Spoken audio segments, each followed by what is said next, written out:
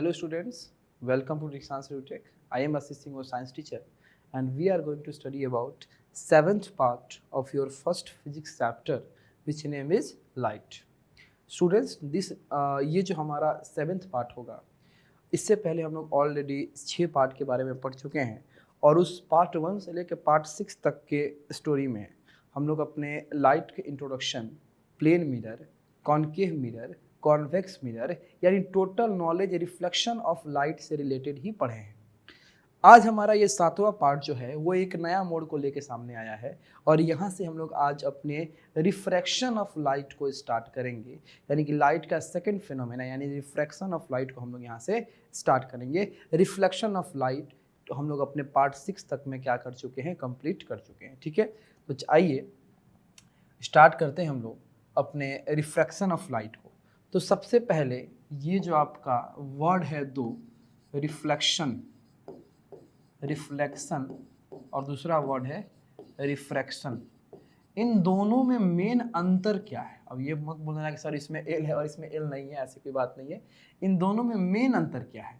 Main अंतर ये है, अगर लाइट के ऑप्टिक्स के बेसिस पे देखा जाए, ऑप्टिक्स के व्यू से देखा जाए, ऑप्टिक्स के नज़रिया से देखा जाए, तो इन दोनों में मेन अंतर क्या है? मेन अंतर ये है कि रिफ्लेक्शन ऑफ लाइट जो है ये सेम मीडियम में होने वाला, एक ही मीडियम में, एक ही माध्यम में होने वाला हमारा क्या है, एक ऑप्टिकल फिनोमेना है। ठीक है, ये आपका एक ही मीडियम में होने वाला एक ऑप्टिकल फिनोमेना है, जबकि हमारे रिफ्रैक्शन ऑफ लाइट होते ही तब हैं जब हमारा मीडियम क्या होता है, चेंज होता है।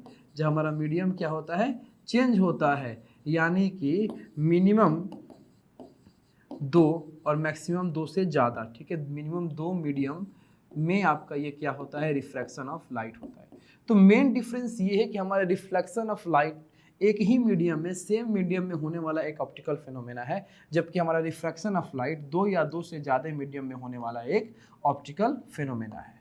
अब रिफ्रैक्शन ऑफ लाइट होता क्या है? ठीक है, तो जब भी आपका कोई लाइट एक फर्स्ट मीडियम से सेकंड मीडियम में जाती है, समझिएगा, जब भी आपका कोई लाइट जो है, लाइट रे जो है फर्स्ट मीडियम से सेकंड मीडियम में जाती है, तो फर्स्ट मीडियम से सेकंड मीडियम में जब जाती है तो जिस पाथ पे वो जाती है, जिस डायरेक्शन पे वो जाती है, फर्स्ट मीडियम से जिस पाथ पे निकलती है, तो फर्स्ट मीडियम में वो अपने उसी पाथ पे जाती है, लेकिन जब वो सेकंड मीडियम में इंटर करती है तो वो अपने पाथ से भटक जाती है, वो अपने रास्ते से भटक जाती है और भटकने के बाद वो अपने रास्ते को भूल के किसी दूसरे रास्ते की तरफ मुड़ जाती है, बेंड हो जाती है, और इसी फिनोमेना को हम लोग क्या कहते हैं, रिफ्रैक्शन ऑफ लाइट कहते हैं। अगर वहाँ पे माध्यम का, मीडियम का बदलाव नहीं हुआ होता तो वो अपने पाथ को चेंज नहीं करती, वो अपने डायरेक्शन को चेंज नहीं करती, वो बेंड नहीं होती। ये मीडियम का बदलाव हुआ है, माध्यम का बदलाव हुआ है, जिसके चलते वो लाइट अपने ओरिजिनल पाथ से भटक गई है, and this phenomena is called refraction of light. इस फिनोमेना को हम क्या कहते हैं, रिफ्रैक्शन ऑफ लाइट कहते हैं। तो रिफ्रैक्शन ऑफ लाइट के होने के लिए मीडियम का चेंज होना, माध्यम का चेंज होना बहुत ज़्यादा जरूरी है। ठीक है, तो जब भी ये आपका रिफ्रैक्शन ऑफ लाइट होता है, ये हमको महसूस कब होता है, ये हमको पता तब कब चलता है, जब आपका लाइट ऑब्लिकली किसी मीडियम को चेंज करे, यानी कि परपेंडिकुलरली नहीं, ऑब्लिकली किसी एक पर्टिकुलर एंगल पे एक्सेप्ट 90 डिग्री। तो एक ऑब्लिकली अगर वो अपने एक मीडियम से निकल के दूसरे मीडियम में जाती है, वहाँ आप अच्छे तरीके से उसको अपने ओरिजिनल पाथ से भटकते हुए देख सकते हो, and this phenomena is called refraction of light. इसी फिनोमेना को हम क्या कहते हैं, रिफ्रैक्शन ऑफ लाइट का नाम देते हैं।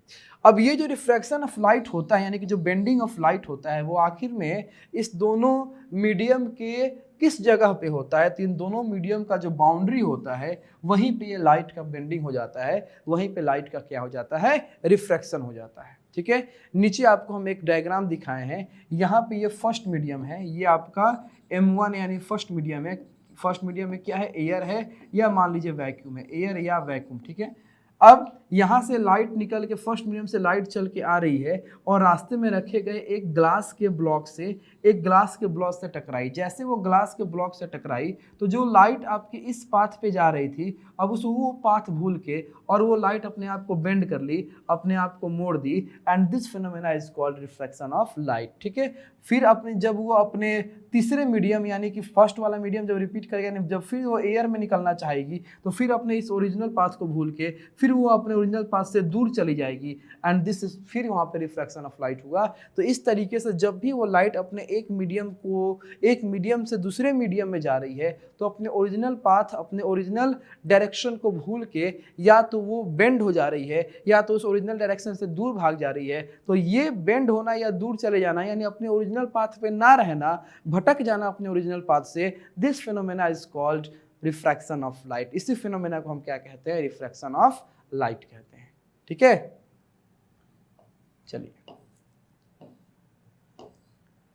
अब हमको समझना है कि रिफ्रैक्शन ऑफ लाइट में होने वाले या आने वाले कुछ टर्म्स के बारे में। ठीक है, तो सबसे पहले the angle between the incident ray and the normal is called angle of incidence. देखिए, ये मान लीजिए आपके पास एक ग्लास स्लैब है, ये एक इंसिडेंट रे जो ए सोर्स से आपका चल के आ रहा है, आ रहा है, आ रहा है, आ रहा है, आ रहा है, आ रहा है, इस ग्लास स्लैब के एक पॉइंट पे आके टकराएगा। तो ये जिस पॉइंट पे आके टकराएगा ग्लास स्लैब के, उस पॉइंट को हम लोग बोलेंगे पॉइंट ऑफ इंसिडेंस। क्या बोलेंगे? Point of incidence, point of incidence.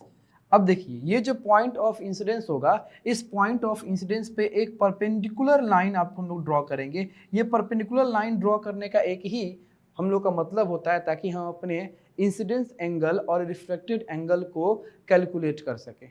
तो ये जो हमारा परपेंडिकुलर लाइन होगा, इस परपेंडिकुलर लाइन को हम लोग बोलेंगे नॉर्मल। अब देखिए, ये हमारा इंसिडेंट रे और नॉर्मल के बीच का जो एंगल होगा, that angle is called angle of incidence. उस एंगल को हम लोग क्या बोलेंगे? एंगल ऑफ इंसिडेंस बोलेंगे।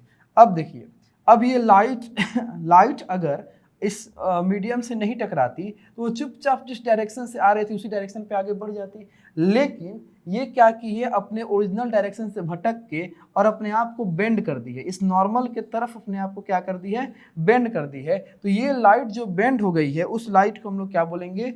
रिफ्रैक्टेड रे। उस लाइट को हम लोग क्या बोलेंगे? रिफ्रैक्टेड रे। तो ये वाली जो लाइट है ये क्या कहलाएगी? रिफ्रैक्टेड रे कहलाएगी। अब ये जो रिफ्रैक्टेड रे है और ये हमारा नॉर्मल है, इस इनके बीच का एंगल जो होगा, इस एंगल को हम लोग क्या बोलेंगे?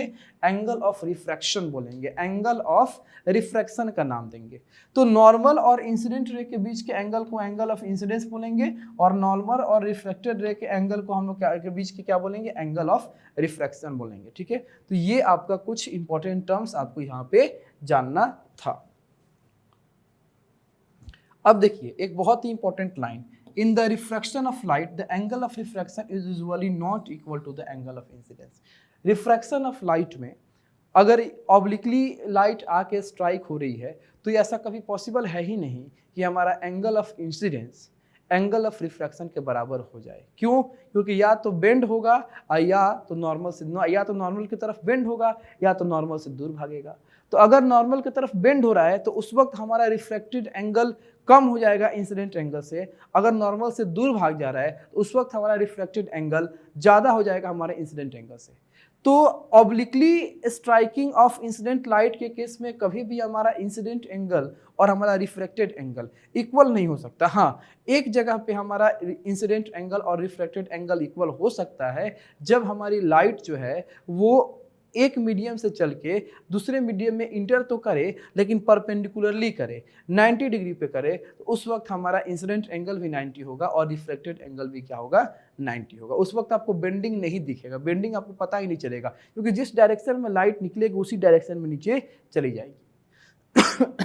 तो ये कुछ आपके इंपॉर्टेंट टर्म्स थे जिनको समझना, याद रखना, पढ़ना बहुत ज़्यादा जरूरी था। चलिए, अब बात यह है कि आखिर में जब लाइट एक मीडियम से चल के दूसरे मीडियम में जाती है तो ये रिफ्लेक्शन होता क्यों है?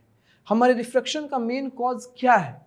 तो हमारे रिफ्लेक्शन का मेन कॉज है कि हमारे अलग अलग मीडियम में लाइट का अलग अलग speed of light main cause है कि जब कोई लाइट एक मीडियम से चल के दूसरे मीडियम में जा रही होती है तो उस मीडियम का पहले मीडियम में लाइट का स्पीड कुछ और हुआ रहता है और जब सेकेंड मीडियम में प्रवेश करती है तो उसका स्पीड कुछ और हो जाता है।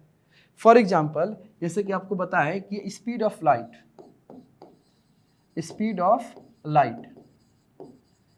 इन एयर में स्पीड ऑफ लाइट या वैक्यूम में स्पीड ऑफ लाइट कितना होता है? हम सभी को पता है एयर या वैक्यूम में जो स्पीड ऑफ लाइट होता है ये आपका हो जाएगा 3 इंटू 10⁸ मीटर पर second.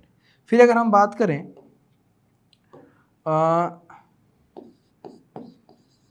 Speed of light in glass, speed of light in glass, glass में आपका स्पीड ऑफ लाइट कितना होता है, चूंकि यही 3-4 मीडियम या 3 मीडियम हम इस्तेमाल करेंगे यहाँ पे, तो ये हो जाएगा ग्लास में आपका 2 × 10⁸ मीटर पर सेकेंड। फिर अगर बात करें हम speed of light in water, ठीक है, speed of light in water, water में लाइट का स्पीड कितना होता है, तो ये हो जाएगा आपका 2.25, कितना 2.25 × 10⁸ मीटर पर सेकेंड। अब देख लो कि यही 3 मीडियम का हम यहाँ पे रिफ्रैक्शन ऑफ लाइट में इस्तेमाल करेंगे, और इन तीनों मीडियम में जो लाइट का स्पीड है वो बिल्कुल अलग अलग है। वाटर में एयर या वैक्यूम में 3 × 10⁸ मीटर पर सेकेंड है, ग्लास में 2 × 10⁸ मीटर पर सेकेंड है, और वाटर में 2.25 × 10⁸ मीटर पर सेकेंड का स्पीड है हमारे लाइट का। तो जो मेन कॉज है हमारे रिफ्रैक्शन ऑफ लाइट का, यानी हमारे बेंडिंग ऑफ लाइट का going from one medium to another medium, जो मेन कॉज है वो है हमारे अलग अलग मीडियम में change in speed of light, यानी कि लाइट की स्पीड का बदल जाना। ठीक है, अब आपको हम ये बताएंगे कि अब कैसे लाइट का स्पीड बदलता है तो वो हमारे लाइट को बेंड कर देता है। बहुत ही डिटेल में हम लोग चलेंगे। देखिए यहाँ पे आपको हम एक डिटेल पिक्चर आपको हम दिखाने का प्रयास किए हैं। यहाँ पे क्या है, एक ग्लास स्लैब है, ये आपको क्या दिखाई दे रहा है, एक ग्लास ब्लॉक या ग्लास स्लैब दिखाई दे रहा है। ये एक बीम ऑफ लाइट है जो किसी एयर से चल के आ रही है। ठीक है, ये एक बीम ऑफ लाइट है, ये आपके लाइट वेव्स जो है वो बीम के फॉर्म में आ रही है। ये एक बीम ऑफ लाइट है जो ऑब्लिकली आ रही है, ऑब्लिकली आ रही है। ये उस लाइट का लेफ्ट पार्ट हुआ बीम का, और ये उस बीम का राइट पार्ट हुआ। लेफ्ट पार्ट आपको दिख भी रहा होगा कि लेफ्ट पार्ट जो है, ये लेफ्ट पार्ट जो है जल्दी हमारे इस बाउंड्री पे पहुंच जाएगा। जब लेफ्ट पार्ट इस बाउंड्री पे पहुंचेगा उस वक्त ये राइट पार्ट जो है वो एयर में ही रहेगा। समझिएगा, जब लेफ्ट पार्ट जब हमारे बाउंड्री पे पहुंचेगा उस वक्त हमारे बीम का जो राइट पार्ट होगा वो एयर में ही रहेगा।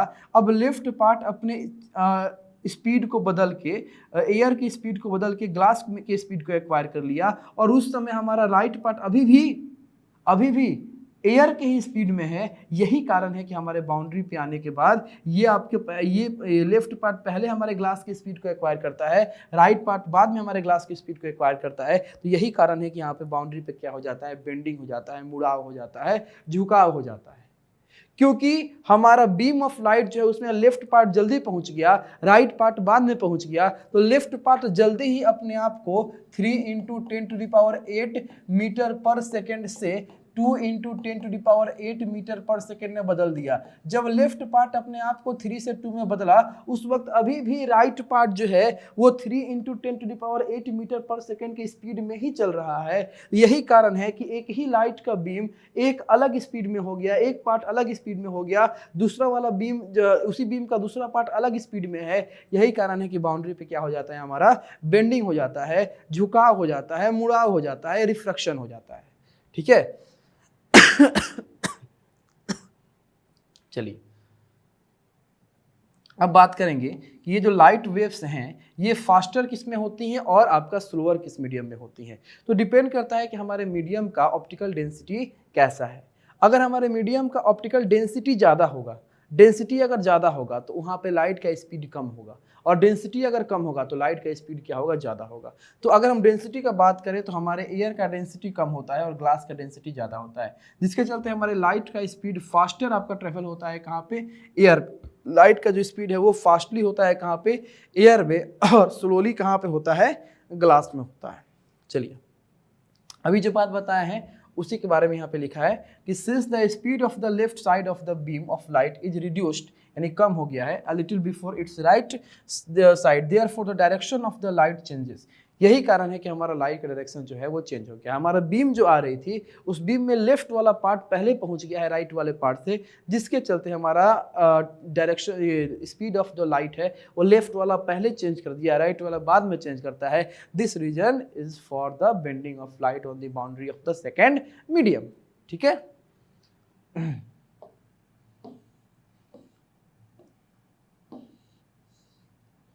देखिए अब हम लोग बात करेंगे अपने optical rare medium and optical denser medium के बारे में। ठीक है, अब मीडियम तो समझ गए क्या क्या है, हमने ये भी समझ लिया कि ये मीडियम कौन कौन से मीडियम को हम लोग इस अपने रिफ्रैक्शन ऑफ लाइट में बात करेंगे।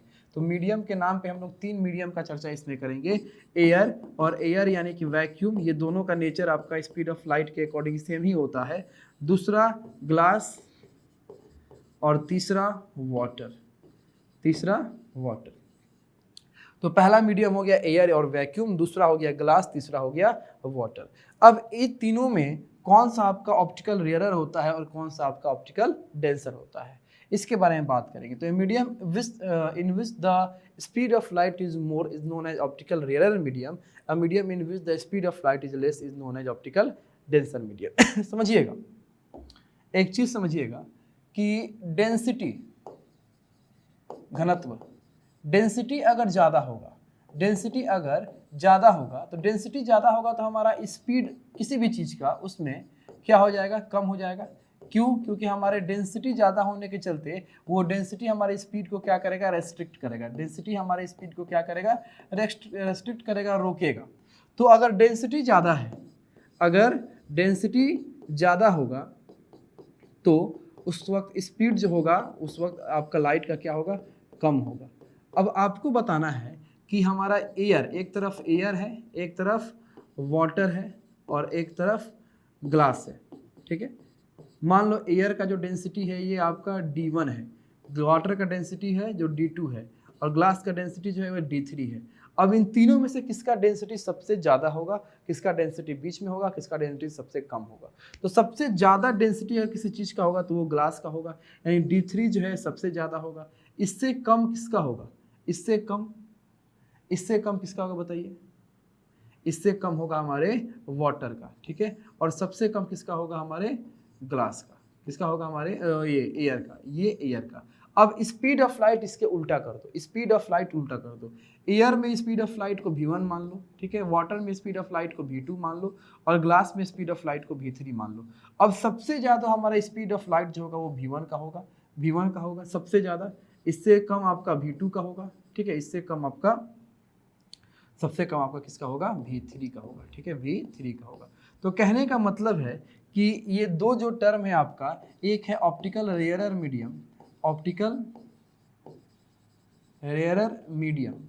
और दूसरा है ऑप्टिकल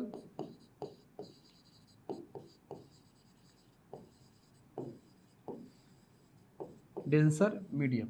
अब इसमें किसको हम लोग ऑप्टिकल रेयरर मीडियम बोलेंगे, किसको हम लोग ऑप्टिकल डेंसर मीडियम बोलेंगे। तो जिस मीडियम में लाइट का स्पीड ज़्यादा होता है उसको हम लोग ऑप्टिकल रेयरर मीडियम बोलते हैं, और लाइट का स्पीड जिसमें कम होता है उसको हम लोग ऑप्टिकल डेंसर मीडियम बोलते हैं।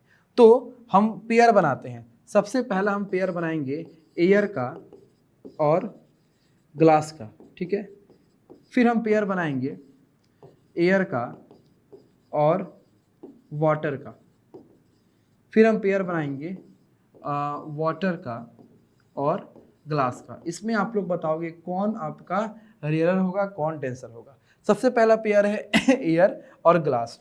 तो एयर और ग्लास में अब बताइए किसका स्पीड ऑफ लाइट किसमें ज़्यादा किसमें कम। एयर में स्पीड ऑफ लाइट ज़्यादा और ग्लास में कम, इसका मतलब कि एयर हमारा क्या होगा, optical rarer medium, optical rarer medium. दूसरा ग्लास हमारा क्या होगा, optical denser medium, optical denser medium. चलिए दूसरे पेयर में आते हैं। तो दूसरे पेयर में फिर एयर है और वाटर है। ठीक है, अब की बार फिर से आपका स्पीड ऑफ लाइट एयर में ज़्यादा वाटर में कम, तो फिर यहाँ पे हमारा एयर क्या हुआ, ऑप्टिकल रेयरर मीडियम। एयर फिर क्या हुआ, ऑप्टिकल रेयरर मीडियम। और वाटर क्या हो जाएगा, वाटर क्या हो जाएगा, ऑप्टिकल डेंसर मीडियम। फिर तीसरे में आते हैं वाटर एंड ग्लास। यहाँ पे थोड़ा सा लॉजिक है, आपको समझिएगा, वाटर एंड ग्लास। अब वाटर और ग्लास में किसमें आपका लाइट का स्पीड ज़्यादा होता है और किसमें आपका कम होता है। तो वाटर में लाइट का स्पीड 2.25 इंटू 10⁸ मीटर पर सेकेंड है और ग्लास में आपका ओनली 2 इंटू 10⁸ मीटर पर सेकेंड है। कहने का मतलब है कि वाटर में हमारी स्पीड ऑफ लाइट जो है वो ज़्यादा है, जिस कारण वाटर जो होगा अब ऑप्टिकल रेयरर मीडियम हो जाएगा, ऑप्टिकल रेयरर मीडियम हो जाएगा। और जो ये ग्लास होगा ये क्या हो जाएगा, optical denser medium, optical denser medium. ठीक है, तो अब आपने समझा कि ऑप्टिकल रेयरर मीडियम क्या होता है और ऑप्टिकल डेंसर मीडियम क्या होता है। देखिए एयर जो है, एयर ये हमारे बाकी दोनों मीडियम के कंपेयर में ऑप्टिकल रेयरर ही होगा। ठीक है, और बाकी दोनों में देखा जाए तो उन दोनों में वाटर आपका रेयरर होगा और ग्लास क्या होगा, डेंसर। यानी इन तीनों में रेयरर कौन होगा सबसे ज़्यादा, या हर तीनों में आपका रेयरर कौन होगा, तो एयर होगा, और तीनों के कंपेयर में हमारा डेंसर कौन होगा, तो ग्लास होगा। इसीलिए हमारे ग्लास के अंदर का जो स्पीड ऑफ लाइट है वो इन दोनों के अंदर के स्पीड ऑफ लाइट से क्या है, कम है।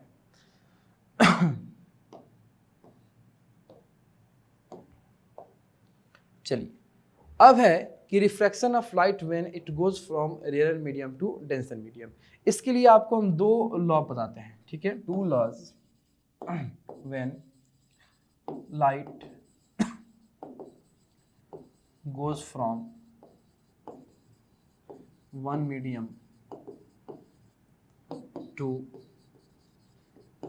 another medium। देखिए सबसे पहला लॉ है कि when light goes from rarer medium to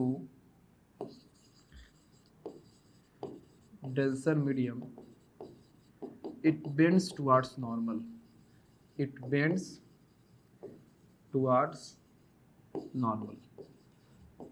पहले आपको हम चर्चा किए थे कि जब भी आपका लाइट एक मीडियम से दूसरे मीडियम में जाएगा तो या तो नॉर्मल की तरफ झुक जाएगा या तो नॉर्मल से दूर भाग जाएगा। ठीक है, तो सर अब ये आपको हम बताने जा रहे हैं कि कब वो लाइट नॉर्मल की तरफ झुकेगा या कब वो नॉर्मल से दूर भागेगा। तो जब भी आपका लाइट रेयरर मीडियम से निकल के और डेंसर मीडियम में जा रहा हो, रेयरर से डेंसर में जा रहा हो, उस वक्त वो नॉर्मल की तरफ क्या होता है, झुक जाता है। और दूसरा कि जब वो लाइट डेंसर से goes from denser medium to rare medium,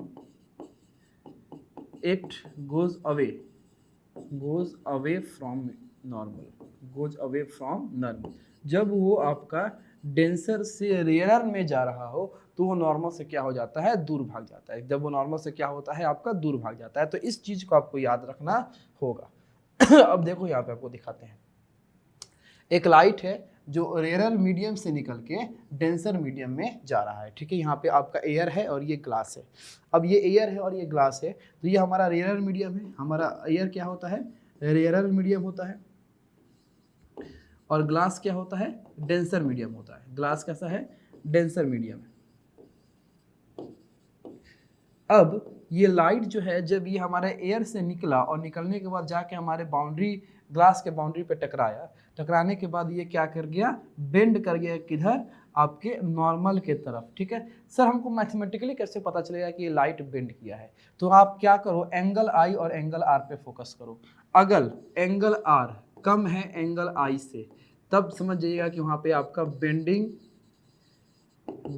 towards normal हो रहा है। वहाँ पर नॉर्मल की तरफ वो लाइट क्या हो रही है, बेंड हो जा रही है। नॉर्मल की तरफ वो लाइट क्या हो रही है, बेंड हो रही है। कब, जब आपका एंगल आर क्या हो जाए, एंगल आई से कम हो जाए। तो यहाँ पे एंगल आर जो है वो एंगल आई से कम है, ये शो कर रहा है कि लाइट जो है ये नॉर्मल की तरफ क्या हो रही है, बेंड हो रही है। ठीक है, क्यों, क्योंकि रेयर मीडियम से डेंसर मीडियम में जा रही थी लाइट। ठीक है, अब next when light goes from denser medium to rare medium, जब लाइट डेंसर मीडियम से निकल के और रेयर मीडियम में जाती हो। तो जब लाइट डेंसर मीडियम से निकल के रेयर मीडियम में जाएगी तो अपने नॉर्मल से क्या कर जाएगी, दूर भाग जाएगी। देखिए ये हमारा ये ग्लास है और फिर ये एयर है। ग्लास है यानी कि लाइट डेंसर मीडियम से आ रही है। किधर से आ रही है, डेंसर मीडियम से आ रही है, और किधर को जा रही है, रेयर मीडियम को जा रही है।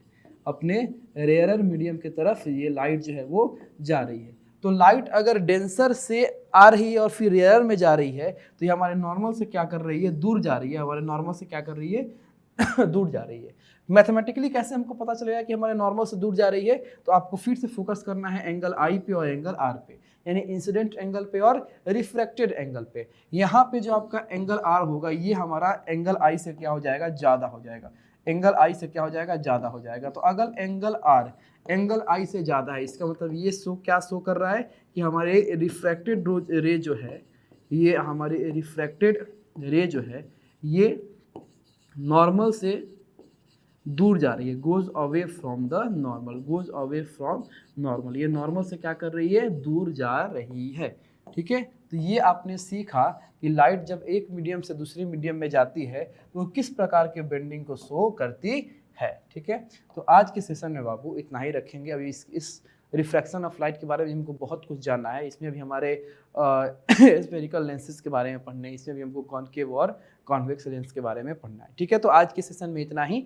मिलते हैं आपसे हम अपने नेक्स्ट सेशन में, यानी कि अपने लाइट के चैप्टर के अकॉर्डिंग देखा जाए तो पार्ट 8 में, लेकिन रिफ्रैक्शन का पार्ट 2 ही रहेगा वो, क्योंकि रिफ्रैक्शन का आज फर्स्ट डे था, यानी second day of refraction and entire chapter का पार्ट 8। तब तक के लिए थैंक यू और बहुत जल्दी मिलते हैं आपसे। Thank you so much. मन लगा के पढ़ाई करिए।